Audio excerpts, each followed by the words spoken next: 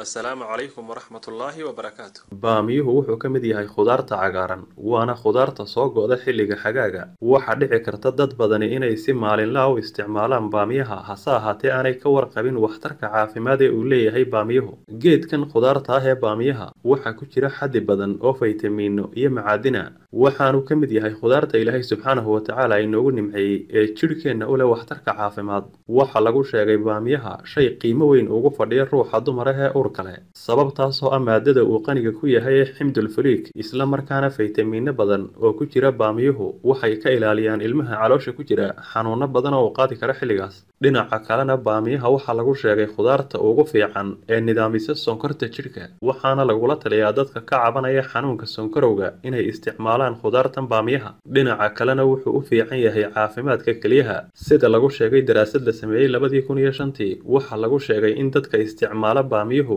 ay inta badan ka badbaadaan xanuunada ku dhaca kelyaha sidoo kalena baamiyuhu wuxuu u fiican yahay dawana u yahay dadka qaba xanuunka neef-qabatowga waxaanu nadiifiyaa dheefshiidka iyo guud ahaanba caloosha waxaanad u isticmaali kartaa khudaartan baamiyaha inaad sidiisa u isticmaasho ama cuntooyinka ku darsato ama sharaab ahaanba u isticmaasho ugu dambayntiina ilaahay waxaynu weydiisanaynaa caafimaad taama aad baad u mahadsantihiin